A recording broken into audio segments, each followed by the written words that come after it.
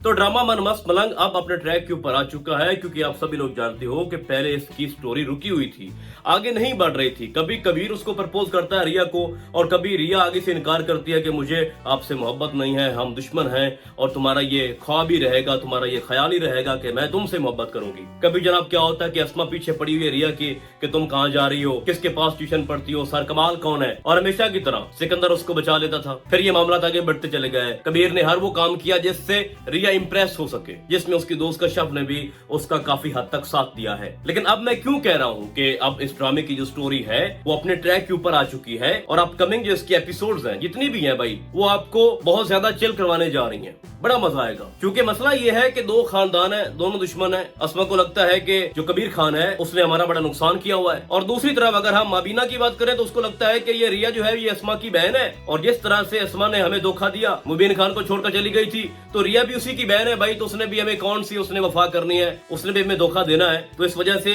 वो चाहती है कि कबीर खान इसके करीब मत जाए और अस्मा की बहन रिया इस घर की बहू ना बने। लेकिन अब क्या हो सकता है, रिया ने कन्फेस कर लिया है, उसने तो शुक्राने के 2 नवाफिल भी अदा किए हैं कि मुझे कबीर से मोहब्बत हो गई है। और रिया का मोहब्बत करने का जो अंदाज था, जब उसने कबीर को किसी लड़की के साथ देखा कि उसको शॉपिंग करवा रहा है, गाड़ी के अंदर बैठे हैं, हंस खेल रहे हैं, तो रिया के जो एक्सप्रेशन थे ना, जिसमें वो बयान करने की कोशिश कर रही होती है कि मुझे धोखा हो रहा है या कबीर के बिना मैं रह नहीं सकती, भाई आउटस्टैंडिंग परफॉर्मेंस है रिया की। और इस ड्रामे की वजह से सहर हाशमी को लोग काफी हद तक पसंद कर रहे हैं, उसके रोल को एज आ रिया। और वो सीन भी बड़ा इंटरेस्टिंग था जब रिया छुप कर कबीर खान के रूम में आती है उससे मिलने के लिए, और उन दोनों की जो आपस में कन्वर्सेशन होती है, और खासतौर पर जब वापस आती है फिर अस्मा उसको पकड़ लेती है और सारी हकीकत सबके सामने आ जाती है। और फिर रिया का कबीर खान को फोन करना और ये पूछना कि तुम मुझे बीच रास्ते में छोड़ तो नहीं दोगे, मुझे धोखा तो नहीं दोगे। तो भाई अब सूरत यार काफी तब्दील हो चुकी है। जैसा कि मैंने बोला कि 2 खानदान है, दोनों दुश्मन है, और दुश्मनी जो है इस हद तक की है कि कभी भी वो दोस्ती में या रिश्तेदारी में नहीं बदल सकती। तो एग्जैक्टली क्या होगा आखिर रिया और कबीर खान का जो अंजाम है वो क्या होने वाला है इस ड्रामे के अंदर। एक तरफ मबीना नहीं मान रही, दूसरी तरफ अगर हम अस्मा को देखें तो भाई किसी कीमत पर भी वो अपनी बेटी अपनी बहन जो है वो कबीर को नहीं देगी। तो फिर क्या होगा, मैं आपको एक पॉइंट बताता हूँ, उस पॉइंट को अगर आप समझ गए ना तो समझो कि इस ड्रामे की जितनी भी गुत्थी है वो सुलझ गई। इस पूरे ड्रामे का जो मास्टर माइंड है वो अस्मा है, उसकी हकीकत से कोई वाकिफ नहीं है, ना सिकंदर वाकिफ है ना उसकी बहन रिया वाकिफ है। सिकंदर और रिया को नहीं पता कि अस्मा ने मुबीन खान से डिवोर्स क्यों ली थी या उसके पीछे सर्कमस्टांसेस क्या थे। सिकंदर और रिया को नहीं पता कि वाजिद और अस्मा का क्या चक्कर है। अस्मा की हकीकत जब तक छुपी हुई है उस वक्त तक कबीर और रिया एक नहीं हो सकते, चाहे कोई जितना जोर लगा ले, चाहे खुद कबीर खान कुछ का कुछ कर लेना भाई, जब तक अस्मा की हकीकत सबके सामने नहीं आएगी ये दोनों एक नहीं हो सकते। देखो अगर हम वाजिद की बात करें, वो गाड़ी जैसे वो रिया को किडनैप करने जा रहा था, कबीर उसको ट्रेस कर रहा है, काफी अरसे से कर रहा है, अभी तक कोई पेशरफ्त सामने नहीं आई। फिर वाजिद ने अटैक किया था कबीर के ऊपर जब वो हॉस्पिटल में एडमिट था, वो मामला भी वहीं पे खड़ा है। तो जैसे ही वाजिद और अस्मा की हकीकत सबके सामने आएगी, वो एक्सपोज हो जाएंगे, तो सारे मामला जो है वो क्लियर हो जाएंगे। क्योंकि अभी तक जो सिकंदर है वो अंधेरे में जी रहा है, उसको कुछ नहीं पता कि उसकी जो बड़ी बहन है वो कितना बड़ा सांप है, उसकी पीठ पीछे वो क्या कर रही है। वाजिद जो कभी उसके बाप का ड्राइवर हुआ करता था, वो उसी की बहन को घर से भगाने की प्लानिंग कर रहा है, और दूसरी तरफ वो सिकंदर खान को अपना भाई भी मानता है, उसको अपना सरदार भी मानता है। तो जाहिर सी बात है भाई, ये है छोटी सी गुत्थी जो उसको सुलझना चाहिए, और बहुत जल्द ये मामला तय हो जाएंगे। अब बाकी रही बात वफा की, तो उसको लगता है कि उसको बच्चा नहीं होगा, तो वो चाहती है कि अगर मेरी बहन की शादी कबीर खान से हो जाए ना, तो हम दोनों यहाँ पर फिर मजे करेंगे, हमारी हुकूमत होगी इस घर के अंदर। और जिसकी मुखालफत भी माबीना बार बार कर रही है कि ऐसा हो नहीं सकता, क्योंकि वो तो पहले से ही वफा के बहुत ज्यादा खिलाफ है, तो उसकी बहन को वो कैसे कबूल कर सकती है। लेकिन वफा को ऐसा लगता है कि मेरी बहन कबीर खान के दिल में अपनी जगह बना लेगी,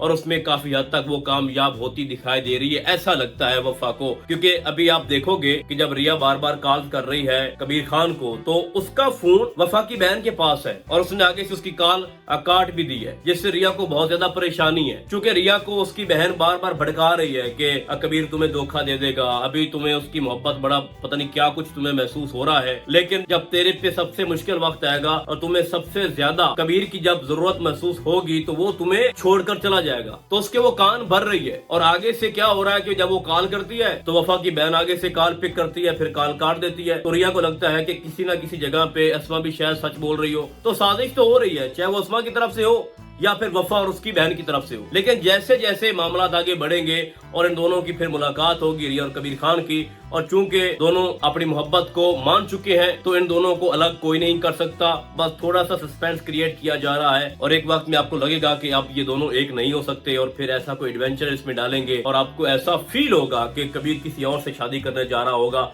लेकिन ऐसा भाई होने वाला नहीं है, क्योंकि कबीर खान कुछ भी कर सकता है, उसका दिमाग खराब हो चुका है। उसने तो अपनी माँ के सामने अपने हाथ की लकीरें काट कर भी दिखा दिया है कि अगर तुम ये लकीरें काट भी दो ना, फिर भी मुझे कोई भी रिया से अलग नहीं कर सकता। लेकिन यहाँ पर मैं हैरान हूँ कि लेटेस्ट एपिसोड के अंदर हमने देखा है कि जब अपनी माँ से बात कर रहा होता है तो उसके बात करने का अंदाज वैसा नहीं था जिस तरह से एक बेटा अपनी माँ से बात करता है, उसमें कुछ मैनर्स होते हैं। यूं लग रहा था कि वो अपनी माँ को मुखातिब नहीं कर रहा, बल्कि अपने किसी दुश्मन को मुखातिब कर रहा है कि आप लोग भाई टिल लगा लो, मैं पीछे नहीं हटूंगा, कोई कुछ कर ले मैं ये और वो कर दूंगा। तो वहाँ पर थोड़ा सा ख्याल रखना चाहिए कि कम से कम जब आप अपनी माँ से बात कर रहे हो तो थोड़ा सा आप उसको रखें कि माँ से किस तरह से बात करनी है। लेकिन दिखाया ये जा रहा है कि कबीर किसी की सुनता नहीं है, चाहे उसका भाई हो चाहे उसकी माँ हो, कोई भी हो।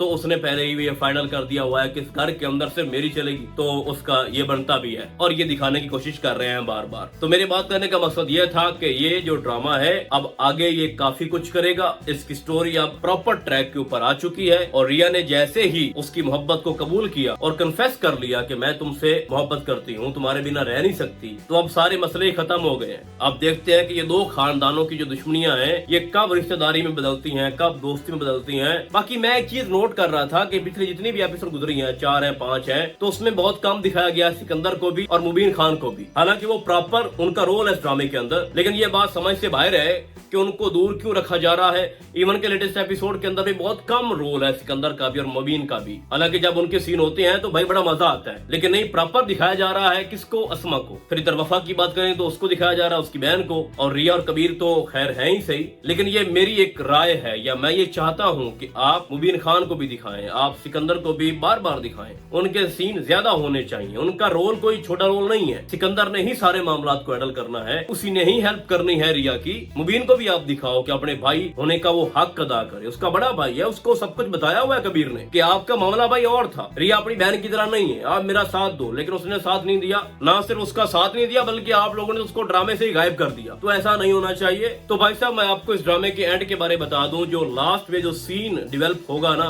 जिसका BTS लीक भी हुआ है, हमने देखा भी है कि वाजिद और अस्मा बाकायदा तौर पर उनको पकड़ लिया जाएगा और ये दोनों माफी मांग रहे होंगे। किससे? कबीर से भी, सिकंदर से भी और रिया से भी, कि हमें माफ कर दो, हम ही गलत थे, हम ही आप सबके दुश्मन थे। और अस्मा कन्फेस करेगी कि इस दुश्मनी की जो बुनियाद है वो मैंने ही रखी थी, और साथ वाजिद भी बोलेगा। तो ओवरऑल भाई साहब ये ड्रामा अब स्पीड पकड़ चुका है, बहुत सारे आपको एडवेंचर देखने को मिलेंगे, खास तौर पर कबीर की तरफ से। बाकी अब आपको क्या लगता है नेक्स्ट क्या हो सकता है और कौन कौन मेरे इस वीडियो से एग्री है, आप लोगों ने मुझे कमेंट्स के अंदर लाजमी बताना है। तो फिलहाल आज के लिए बस इतना ही, हम आपको बहुत जल्द मिलेंगे किसी और ड्रामे के नए रिव्यू में। तब तक के लिए अल्लाह हाफिज।